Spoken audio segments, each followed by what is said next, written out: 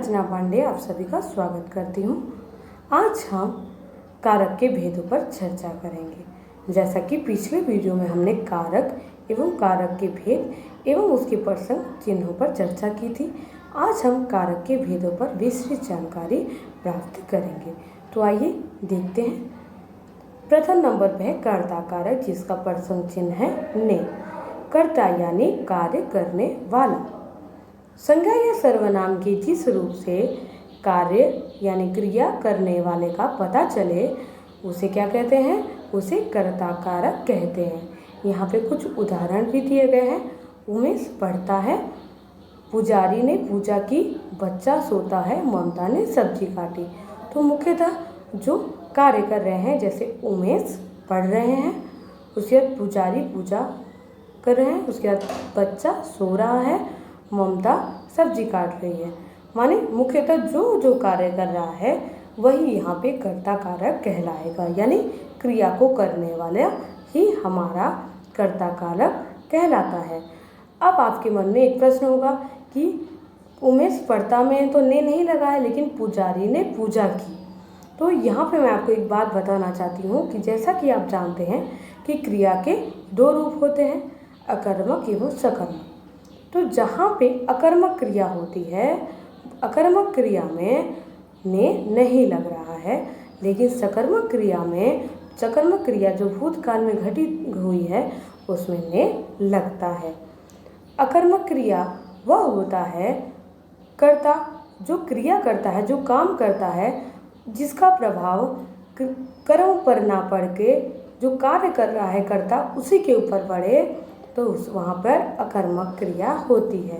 जैसे उमेश पढ़ता है, तो उमेश पढ़ रहा है, लेकिन उमेश के जो पढ़ने का प्रभाव है वह कहीं और नहीं ना पढ़कर उमेश के ऊपर ही पड़ रहा है। यानी उमेश तो कार्य भी कर रहा है और जो वो कार्य कर रहा है उसका प्रभाव उसी के ऊपर आ रहा है, इसलिए यहाँ पे क्या हुआ? अकर्मक क्रिया। वहीं दूसरी तरफ ममता ने सब्जी काटी, तो ममता क्या कर रही है? कार्य कर रही है। ममता जब सब्जी को काट रही है तो कौन कट रहा है? ममता कट रही है, सब्जी कट रही है? सब्जी कट रही है, ना कि ममता कट रही है। यानी सब्जी काटने का प्रभाव ममता के ऊपर ना पड़कर किसके ऊपर पड़ा? सब्जी पर पड़ा। यानी जो कार्य कर रहा है, ममता जो कार्य कर रही है, जो वो कार्य कर रही है उसका प्रभाव उसके ऊपर ना पड़ के कर्म के ऊपर यानी सब्जी के ऊपर पड़ा। तो यहाँ पे सकर्मक क्रिया हुई, इसलिए सकर्मक क्रिया होने के नाते यहाँ पे क्या लगा है? ने लगा है। यानी सिर्फ आपको इतना ही जान के रखना है कि अकर्मक क्रिया में ने नहीं लगता, लेकिन सकर्मक क्रिया में ने लगता है। लेकिन जो कार्य करेगा वही कर्ता कारक कहलाएगा। तो आइए आगे बढ़ते हैं। मैं आपको एक और उदाहरण देना चाहती हूँ। जैसे कि आप देखेंगे, गीता को गांव जाना है पर वह नहीं जा सकी। इस वाक्य में गीता संज्ञापद है, संज्ञापद माने नाम है, जो कि कर्ता है यानी कार्य भी कर रही है कि गांव किसको जाना है? गीता को ही जाना है, या गीता ही तो जाएगी गांव। यहाँ गीता कर्ता के साथ कर्म कारक की विभक्ति का प्रयोग किया गया है, साथ ही वह सर्वनाम। यानी अगर गीता को गांव जाना था, अगर आप को देखेंगे तो आप क्या होंगे? आप भ्रमित होकर इसे क्या समझेंगे? इसे संबंध कारक या कुछ और समझ जाएंगे, कर्म को यानी कर्म समझ जाएंगे। तो यहाँ पे यह क्या हो रहा है? यह कर्ता कारक भी हो रहा है, लेकिन क्योंकि मुख्य रूप से यहाँ कार्य करने वाला ही गीता है।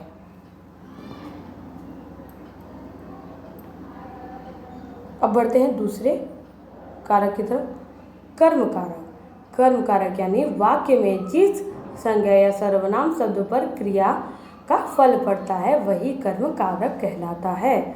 कर्म कारक यानी कर्ता जो कार्य कर रहा है, उसका प्रभाव कहीं पड़ता है, वह जिस पर पड़ता है वह कहलाता है हमारा कर्म कारक। उदाहरण देखते हैं। उर्मिला करीना को समझाती है। तो उर्मिला किसे समझा रही है? करीना को। उर्मिला कार्य कर रही है समझाने का, लेकिन समझा किसे? जब वो समझाएगी तो उसके समझाने का प्रभाव किस पर पड़ेगा? करीना पर। तो करीना हमारी हुई यहाँ पे क्या हुई? कर्म कारक। माधुरी ने चादर को झाड़ा। माधुरी कार्य कर रही है, यानी वो कर्म नहीं हुई, वह कर्ता हो गई। माधुरी ने चादर को झाड़ा, तो को किसको झाड़ा? चादर को। जब वो चादर को झाड़ती है तो सांप भी तो क्या होगा? चादर होगा। यानी जो वो कार्य कर रही है झाड़ने का, उसका प्रभाव चादर पर पड़ेगा। तो ये चादर क्या हुआ? हमारा कर्म कारक, और कर्म कारक का प्रसंग चिन्ह है को।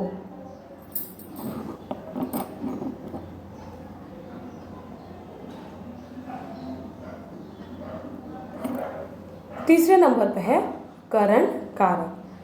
करण कारक का प्रसंग चिन्ह है से और द्वारा।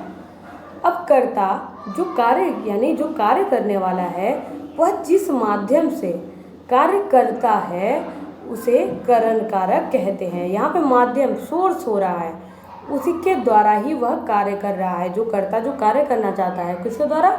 जिस भी के कारण वह कार्य कर रहा है, वह यहाँ पे करण कारक कहलाएगा। जैसे करिश्मा ने पानी से पत्ते साफ किए, यानी जो पत्ते साफ करना था करिश्मा को, तो वह किसके माध्यम से की?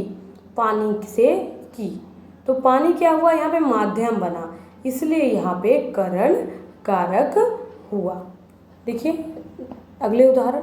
अगला उदाहरण है सुधा ने अपने नृत्य के द्वारा सबका मन मोह लिया। तो सुधा ने मन मोहने का कार्य तो किया, लेकिन किसके द्वारा मन मोहा? तो वह अपने नृत्य के द्वारा। तो उसका नृत्य क्या हुआ? एक माध्यम बना। जैसे मैं एक और उदाहरण आपको देना चाहती हूँ कि रमेश ने कलम से पत्र लिखा। तो रमेश ने पत्र लिखने का कार्य किया, लेकिन किसके माध्यम से पत्र लिखा? कलम के माध्यम से। यानी कलम यानी पेन क्या हुआ? यहाँ पे माध्यम का के रूप में कार्य कर रहा है। तो कलम हमारा करण कारक हुआ, जो पत्र लिखने में मदद कर रहा है। यानी यहाँ पे कर्ता यानी जो कार्य कर रहा है, वह जिस माध्यम से कार्य करेगा, वह माध्यम ही हमारा करण कारक कहलाए। तो बढ़ते हैं तीसरे उदाहरण की तरफ। राम के हाथों रावण मारा गया। अब यहाँ पे से और द्वारा नहीं लगा है, ध्यान दीजिएगा। लेकिन राम क्या कर रहे हैं? राम रावण को मार रहे हैं। अब यहाँ पे माध्यम क्या बन रहा है मारने का? तो माध्यम बन रहा है हमारा उनका हाथ। राम के हाथों रावण मारा गया, तो राम के हाथ के द्वारा रावण मारा जा रहा है। तो हाथ यहाँ पे क्या हो जाएगा? हमारा करण कारक। समझ में नहीं आता किसके हाथ तुम्हें मिठाई भेजो, यानी समझ में नहीं आ रहा है कि किसके हाथ तुम्हें मिठाई भेजना है, लेकिन किसके हाथ? तो ये क्या हुआ? हमारा करण कारक। बढ़ते हैं आगे। चौथे नंबर पे है संप्रदान कारक। संप्रदान का प्रसंग चिन्ह है को के लिए। कर्ता जिसके लिए कार्य करता है या जिसे कुछ देता है, इसका पता जिस शब्द से चलता है उसे संप्रदान कारक कहते हैं। यानी जिसके लिए कार्य करे या जिसे कुछ दे, जिस शब्द से ये दोनों चीज़ों का पता चले, वही हमारा संप्रदान कारक कहलाता है। और वहाँ पे को या के लिए लगा रहता है। अब देखते हैं, माँ ने बाढ़ पीड़ितों को दान दिया। तो माँ क्या कर रही है? बाढ़ पीड़ितों को दान किसे दिया? बाढ़ पीड़ितों को दान दिया, को लगा है। पिताजी विवेक के लिए आम लाए। तो आम किसके लिए लाए? विवेक के लिए। और माँ ने किसके लिए दान दिया? बाढ़ पीड़ितों को दान दिया। यहाँ पे आप कंफ्यूज मत होइएगा। कर्ता जो कार्य कर रहा है वो जिसके लिए कार्य करेगा, वही क्या कहलाएगा? हमारा संप्रदान कारक कहलाएगा। जिसके लिए कार्य करेगा या जिसे कुछ देता है, ये दो चीज़ें आप अपने दिमाग में रखिएगा। तो आइए आगे बढ़ते हैं। अपादान कारक। अपादान कारक से, अपादान कारक में भी से लगा रहेगा, जैसा कि करण कारक में लगा था। से यानी यहाँ पे अलग होना, ध्यान दीजिएगा, अलग होना। लेकिन करण कारक में वहाँ पे अलग नहीं हुआ था, वहाँ पे एक माध्यम बना था दो चीज़ों को जोड़ने के लिए। रमेश कलम से पत्र लिख रहा था। तो कलम एक माध्यम बनी थी पत्र लिखने की, वह पत्र को अलग नहीं कर रही थी, एक माध्यम बनी थी। लेकिन अपादान कारक क्या करेगा, वहाँ पे से तो लगा रहेगा, लेकिन वो दोनों चीज़ों के विलगाव यानी अलगाव का कारण बनेगी। यहाँ अलग होने का बोध होगा। तो संज्ञा या और सर्वनाम के जिस रूप से अलग होने, भय, दूरी, तुलना करने का पता चले उसे अपादान कारक कहते हैं। आप ध्यान रखिएगा, अलग, दूरी, भय और तुलना भी ध्यान दीजिएगा। ये जहाँ पे जिसका बोध होगा वहाँ पे क्या होगा, अपादान कारक होगा। तो आइए बढ़ते हैं उदाहरण की तरफ। अजय साइकिल से गिर गया। तो जब अजय, ध्यान दीजिए, जब अजय साइकिल से गिरेगा तो वह क्या साइकिल पर बैठा रहेगा, नहीं, वह साइकिल से अलग हो गया।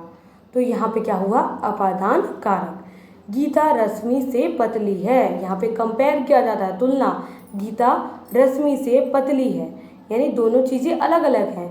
वो हो सकता है वो थोड़ी सी मोटी हो और वो उससे थोड़ी सी पतली है। तो यहाँ पे कंपेयर, जहाँ पे तुलना, दूरी और अलग होने का पता चले वहाँ पे अपादान कारक होगा।